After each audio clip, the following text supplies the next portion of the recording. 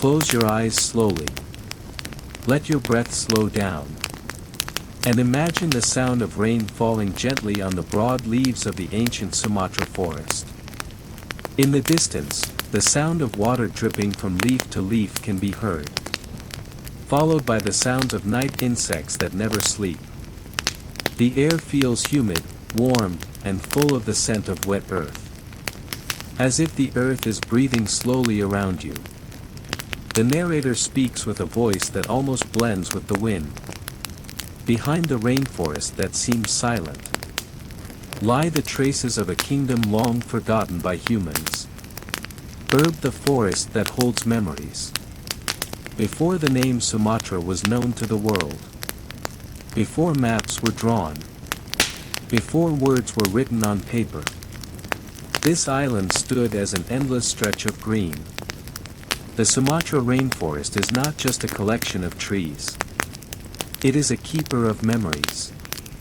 The roots of great trees spread like the earth's veins, touching ancient sleeping stones, hiding temple walls, and embracing statues slowly swallowed by moss and time. It is in this place that ancient kingdoms once stood, not with high walls, but with harmony between humans, nature, and spirits. A kingdom not seeking grandeur. Unlike the stone kingdoms in dry lands, the Sumatra rainforest kingdoms were built with a consciousness of nature. The ancestors understood one simple thing: what the forest opposes will be lost. What merges with the forest will be protected. So the temples did not tower high. They hid. Their walls were made of stone the color of the earth. Their roofs blended with the trees. Their paths were intentionally winding, so that only those who came with pure intentions could find them. Today, those temples seem lost. But in truth, they are only waiting to be remembered again. Ancestral whispers amongst the leaves. If you walk slowly inside this forest, without the intent to conquer, without the desire to dominate, you might feel something. A living silence. A feeling of being watched. Not with a threat, but with gentle curiosity. The old people of Sumatra used to say, if the forest likes you, it will open its own path. And on certain nights, when the rain falls most gently, and the mist hangs low between the tree trunks, that whisper is heard more clearly. Not the sound of words, but a feeling. The feeling that beneath your feet, there is stone that is not ordinary stone. That behind the bushes, there are carvings by human hands from thousands of years ago. That you are standing before something sacred. The first temple, unseen, but felt. The narrator invites you to step deeper. Your steps are soundless. The soft earth welcomes your feet. The trees grow denser. The light grows dimmer. Then, you feel it. Not seeing. Not hearing. Feeling. A calm energy. Old. And very patient. This is the first sign of the lost temple. A temple that does not ask to be found, but can only be found by those who come with a calm heart. The narrator whispers, do not rush.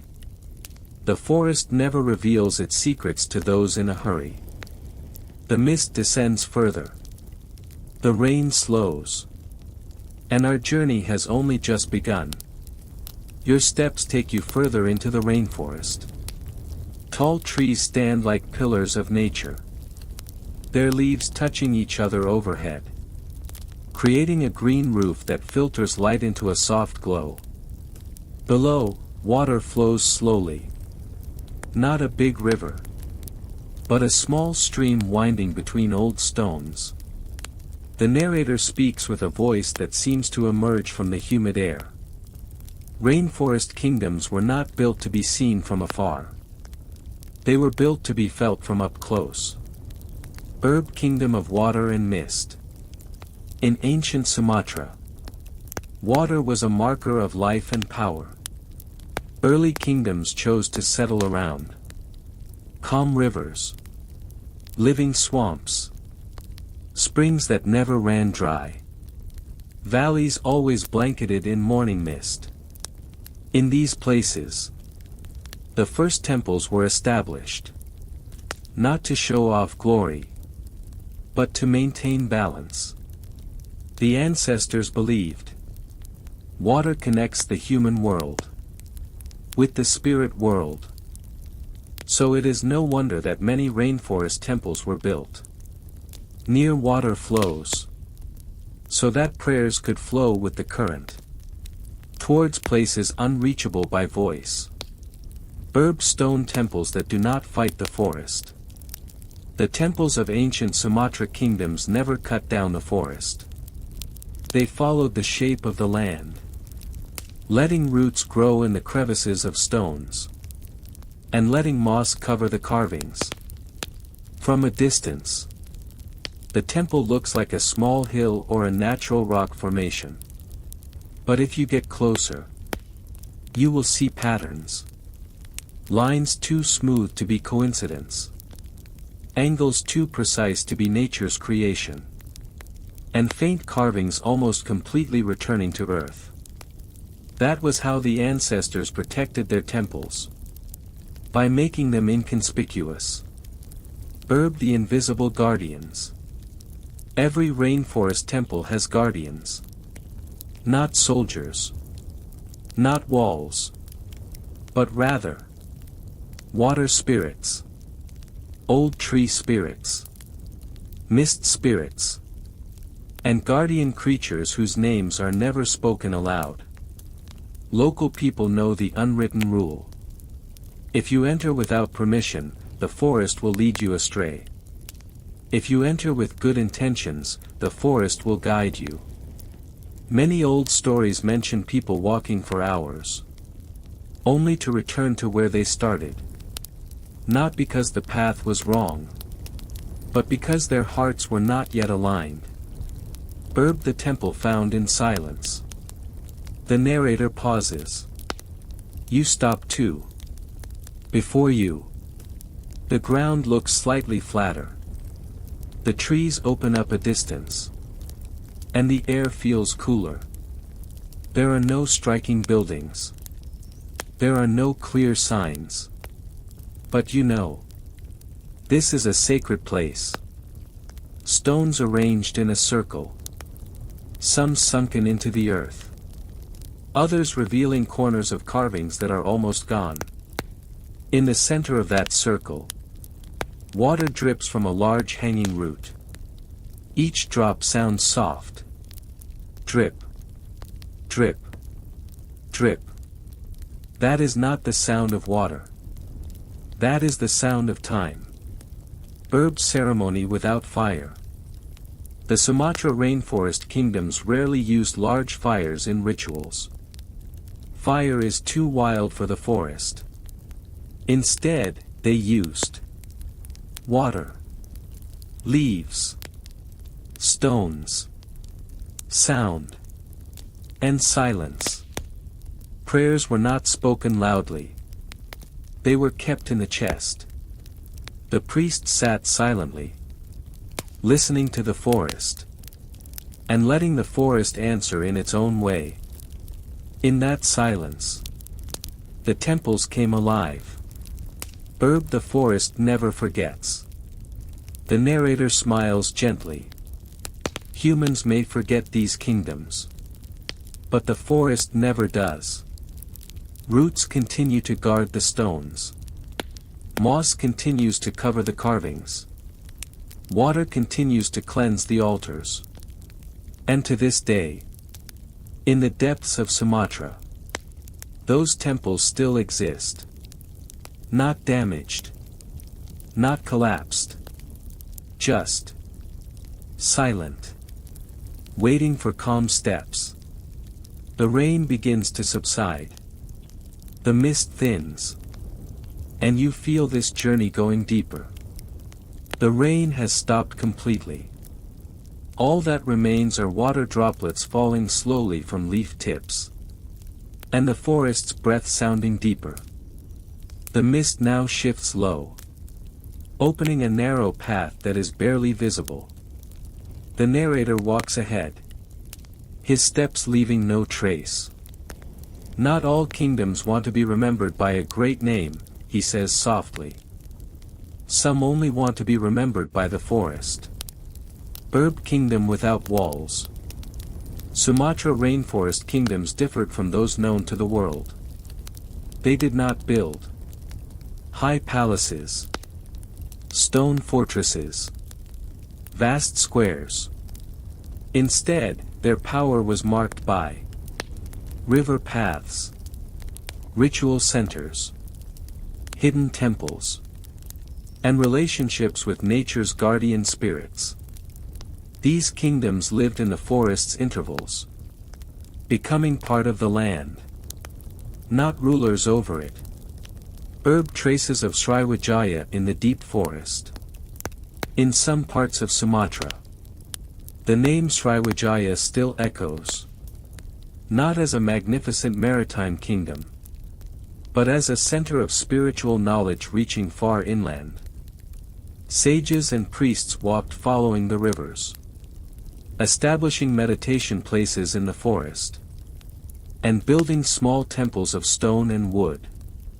These temples were not centers of power, but centers of silent learning. Mantras were recited softly. Teachings were passed down through conduct, not through loud voices. Herb ancient Malay and river kingdoms. Further north and central, ancient Malay kingdoms grew following the water flows. Their names changed over time, but their traces remain in stone arrangements, earthen altars, and folklore nearly forgotten. These kingdoms believe that the river is a teacher. Every bend teaches patience. Every current teaches perseverance. And every flood teaches humility. Their temples were built where the river slowed, where the water seemed to pause to listen to prayers. Herb highland and mist kingdoms. In the highlands, where the air is cooler and mist descends every morning, other small kingdoms grew. They are rarely mentioned in great records, but they left marks. Hidden stone terraces, altars facing the mountains, and simple carvings on large rocks. Their priests were more often silent than speaking. They believed that the mountain already knows all the answers. The human task is only to listen. Herb names unwritten. Many Sumatra rainforest kingdoms left no written names. Their names live in lullabies, campfire tales, and night forest whispers. Some are referred to only as the Water Kingdom, the Mist Kingdom, the Great Tree Kingdom. And that is enough. Because for them, a name is not true identity. True identity is the connection with nature. Herb the temple that holds kingdom memories. The narrator stops in front of a waist-high stone arrangement. Its surface is smooth, but uneven. He strokes it slowly. This stone once heard the prayers of kings and their people, he says. It stores their voices, even though humans have forgotten. If you get closer and touch that stone calmly, you might feel a gentle vibration, a strange warmth, or a sense of peace suddenly appearing. Those are the remnants of a kingdom that never truly left. Herb the forest guards better than history. Humans record with ink. The forest records with roots and stones. And the forest's records are far more patient. Kingdoms may fall. Names may vanish. But sacred places remain. Silent. Waiting. The mist descends again slowly. Your steps become lighter. And the forest feels closer to your breath. Your steps slow down. Not because the path is difficult, but because the air around you feels denser, calmer. As if every movement wants to be respected by the forest. Before you, the trees open up little by little. Not opening wide. Just enough to let you in. The narrator whispers. Here lies the deepest temple. Not a temple for the eyes, but a temple for the soul. Burb's sacred space without a roof. This temple has no high walls. No doors. No roof. The sky is its roof. Old trees are its supporting pillars. And its floor is the damp earth trodden by thousands of prayers. In the center of that space, a large stone stands silent. Its surface slick with moss and time. There are no clear carvings. Yet its shape feels intentional. This stone is not an altar for great offerings. It is a point of stillness, where humans stop speaking and start listening. Burb the way of the forest priests. The priests of the Sumatra rainforest kingdoms did not wear flashy robes. Their clothes were simple. Earth colors. Dry leaf colors. They came to this temple. Not to ask for power. Not for victory. But to maintain balance. Their practice was silent. Sitting for hours without moving. Listening to the rain. Feeling the water flow underground. Aligning breath with the wind. Letting thoughts settle like river mud. There were no loud mantras. No singing. Only full presence. Herb prayers that do not ask. In this place, prayers do not contain long requests. The priests believed. Nature knows what humans need. Even before humans ask for it. So their prayers were simple. Gratitude. Acceptance. Willingness to guard. An awareness of one's own limitations. Prayers like this leave no sound. But they leave a subtle trace within the soul. Herb energy that still endures. Although those priests are long gone. This temple's energy never left. If you stand near that stone, and close your eyes, you might feel your heartbeat slowing, breath becoming deeper, thoughts becoming quieter, and an unexplainable sense of safety. That is the sign that this place is still working, still guarding, still listening. Herb the forest as the final teacher. The narrator sits slowly on a large root. The priests did not teach many things, he says softly. They only taught how to be silent. Because in silence, confusion softens, fear subsides, and truth emerges on its own. The Sumatra rainforest is a teacher that never forces. It only waits until humans are ready to listen. Herb this temple was never lost. Humans say this temple is lost. Because they look for it with eyes and maps. Whereas this temple has always been there. In the same place. What changed is only how humans approach. If coming with greed, the forest closes its path. If coming with calmness, the forest opens space. The mist descends again slowly, wrapping the temple in a soft blanket. As if to say, Enough, for tonight. But our journey is not over.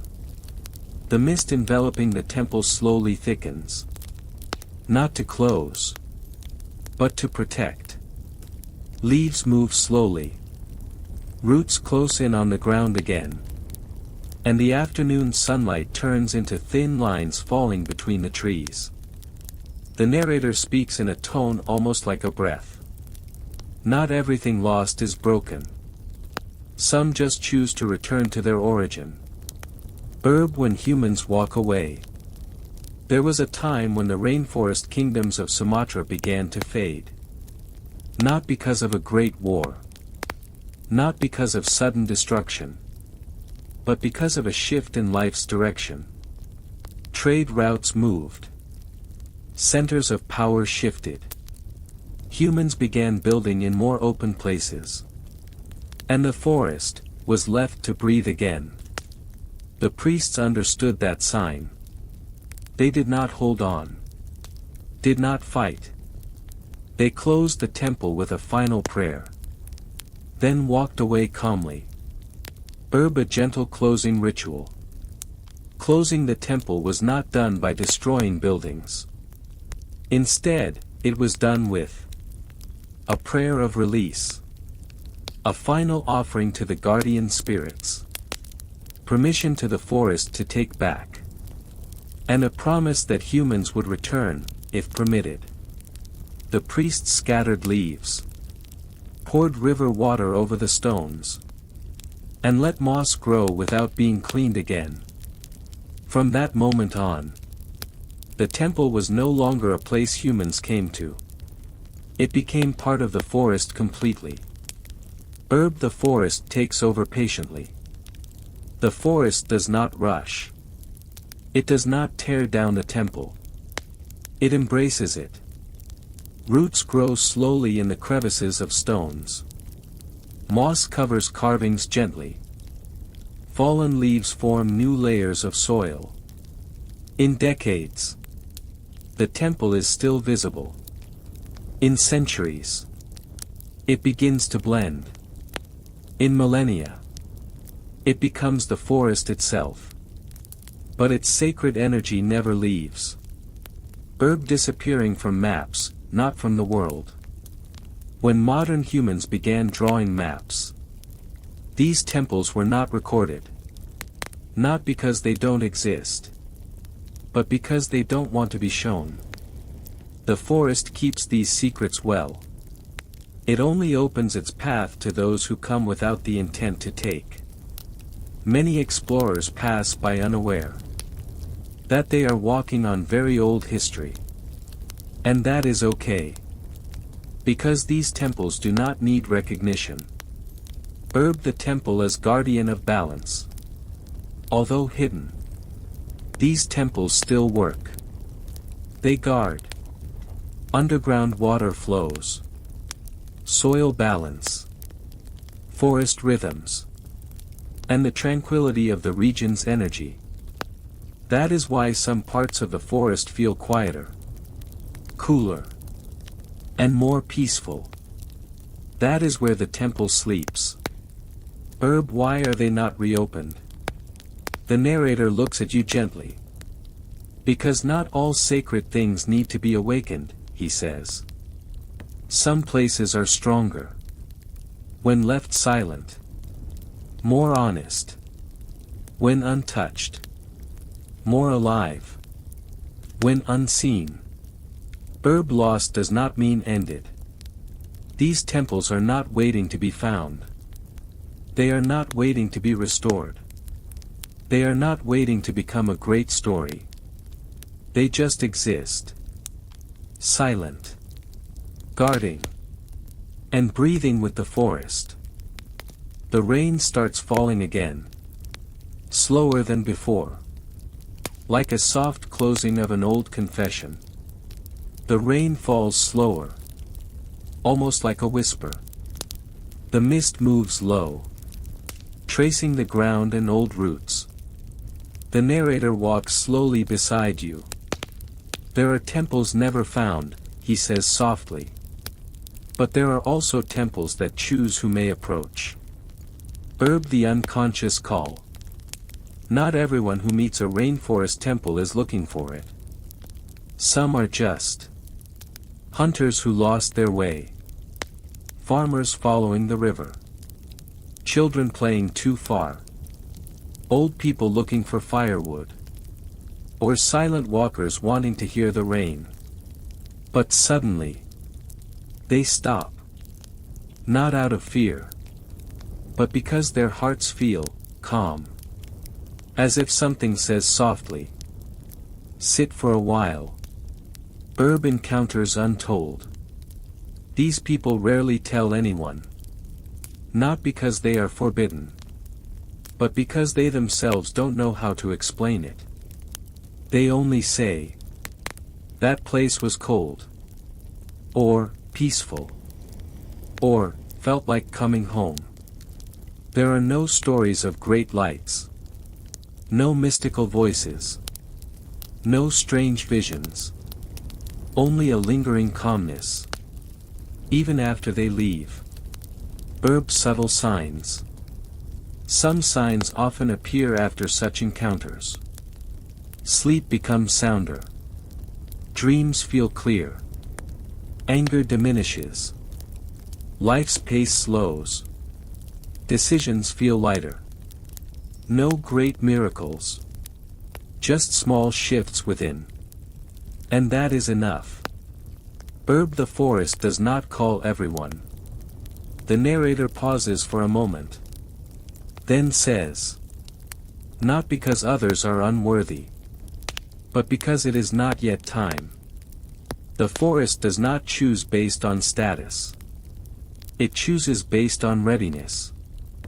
Those who are called are usually not wanting to conquer, not wanting to take, not wanting to prove anything, just wanting to be silent, just wanting to be present.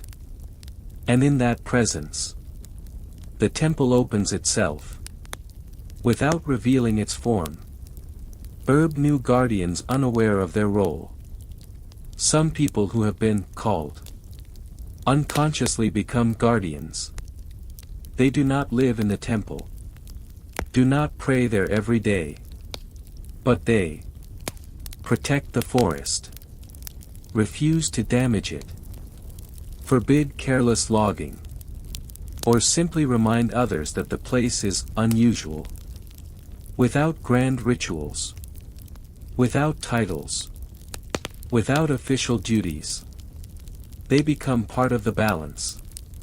The temple does not need visitors. The narrator smiles. The temple does not need humans, he says. It is humans who need the temple's silence. Because these temples were not built to be seen. They were built to calm the world. And as long as the world is still noisy, those temples will remain sleeping, ready for those who come bringing nothing. Traces not left behind. The people who are called leave no mark, no footprints, no graffiti, no offerings left behind. Only one thing changes. They go home with a lighter heart. And the forest remains the same. Silent. Green. Guarding. The rain has now completely stopped. The mist slowly rises, revealing a soft twilight sky. Night descends completely. The rainforest is now only lit by moonlight filtered by the leaf canopy. The air feels cooler, lighter, as if the earth itself is preparing to rest. The narrator speaks with a voice almost like a dream murmur. When the temple is no longer visible by day, it will appear by night. Crescent moon dreams as the way home. Many people in Sumatra believe that dreams are not just flowers of sleep. Dreams are another path. A path the body cannot traverse, but the soul can. And the temples sleeping in the forest often appear on this path. In dreams, people see stone stairs wet with dew, dim light between trees, the sound of water flowing without a source, or a large stone that feels very familiar. When they wake up, they don't always remember the details. But that feeling of peace stays longer than the dream itself. Crescent moon night stories by the fireside. In old villages, where electricity has not fully replaced firelight, stories about rainforest temples are still told. Slowly, without dramatization. The elders say, "Do not look for that temple. If you are called, you will know." The story is not to scare, but to remind. There are things that do not need to be touched to stay alive. Crescent moon, the temple as guardian of sleep. Some believe these temples guard human sleep. Not with loud prayers, but with the calmness gained radiated to the surroundings. That is why villages near old forests often feel quieter at night. Not an empty silence, but a full silence. Children sleep more soundly. Animals are not restless. And dreams feel softer. Crescent moon, the unspoken language. In dreams, the temple does not speak with words. It speaks with feeling, atmosphere, silence, and a sudden awareness appearing. That is why many people wake from such dreams with one simple understanding. Not everything needs to be explained. Crescent moon, the forest and the subconscious. The narrator walks slowly among the tree shadows. The forest and the human subconscious know each other, he says. Both are dark, deep, and full of life.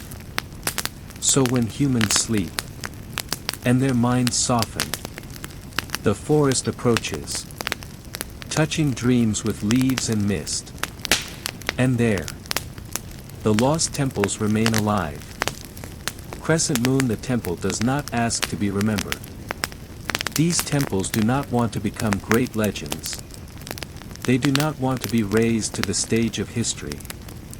They only want one thing: to be left to guard the balance. In silence.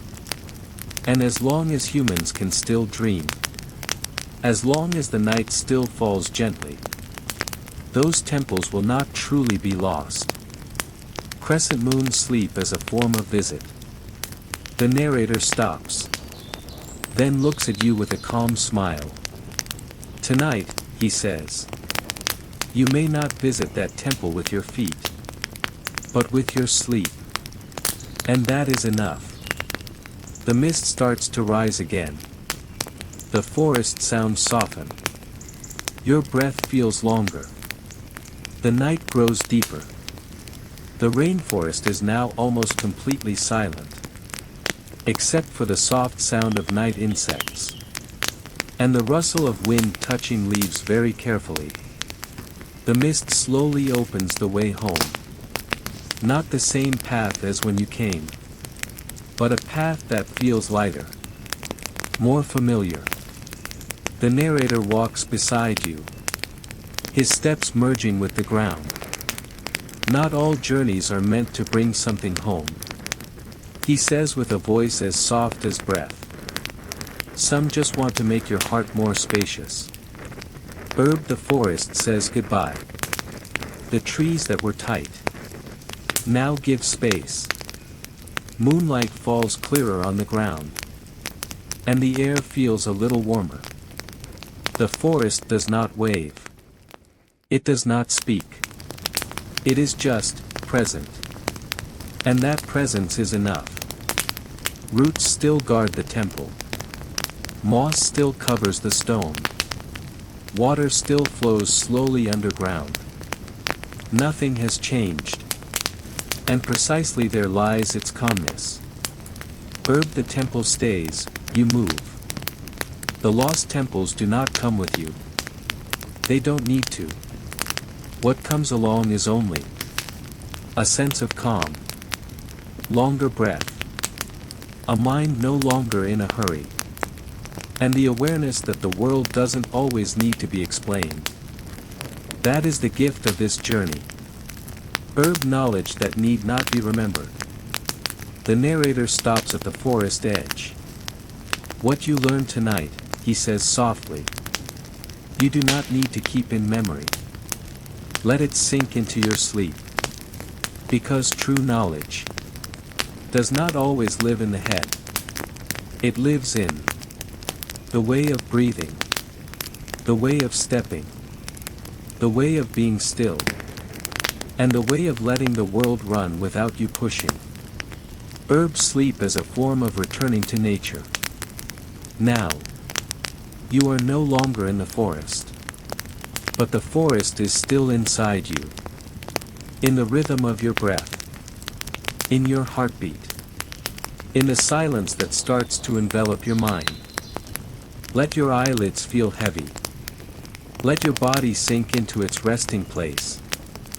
Like those temples, you too do not need to be on guard all the time. Herb closing, the temple that is never truly lost. The narrator speaks the last words. Almost like a prayer. As long as humans can still be silent. As long as the forest still breathes. Those temples will remain.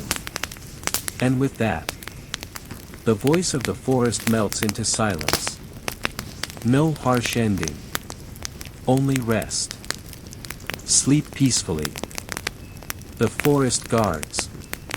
And tonight, you are safe.